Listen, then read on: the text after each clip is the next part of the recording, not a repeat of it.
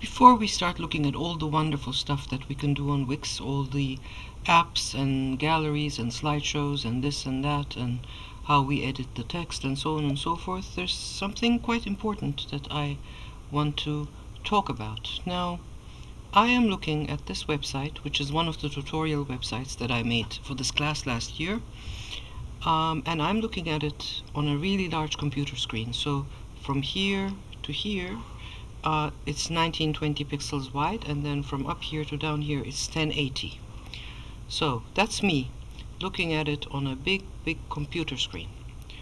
But what would happen if somebody actually looked at the screen on a tablet? This is what they would see. Okay? Nothing more. All the stuff that I'm seeing on the right and left here, they wouldn't see any of that. They would only see what's in the center. And that brings us to a really important thing, which are these squiggly lines that you see on Wix. Okay? This is the safe area. Between these two squiggly lines is the safe area where everybody who looks at your website, could be from a tablet, could be from a laptop, could be from a desktop, different resolutions. Unless it's a phone, then it's different, of course, but any other kind of screen, including a tablet, this area between these squiggly lines is all that they would see if it was a tablet. And then if it was a laptop, it would be a little bit more, and then if it was a bigger laptop, it would be a little bit more, and then if it was a full HD desktop computer, then they would see all of it. So it is very important for you to stay inside this area so that people who go into your website with a tablet, this is all that they will see, nothing more, can actually see it. However, there's something that is also important.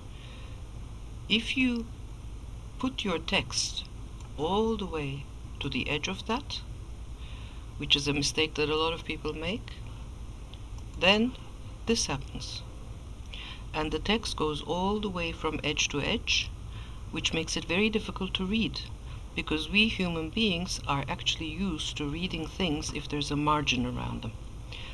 This is something that comes from our history, because we have been used to learning how to read with books for many centuries, and books have margins. So today in the electronic medium, we also are looking for margins in order for us to be able to read things. So that's the other thing that you need to be very careful of. You shouldn't put your text right up against those squiggly lines either. You should keep it inside so that people can actually read it. So again, I'm going to come back to this because this is very important.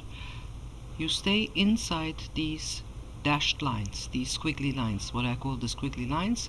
You always stay inside them, but for all the important stuff that is on your website, such as, for example, this animation right here, or the menu up here is also within those lines, and then the text and all of this stuff too. Now the logo is butting right up against it, but that's okay because we're not reading the logo.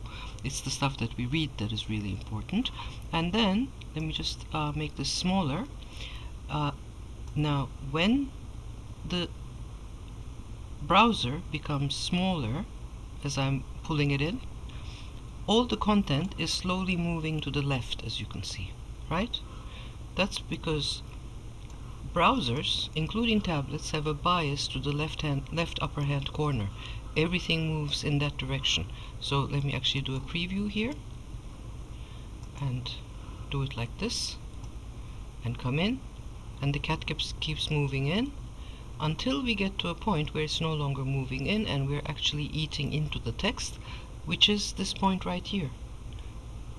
We're at that point.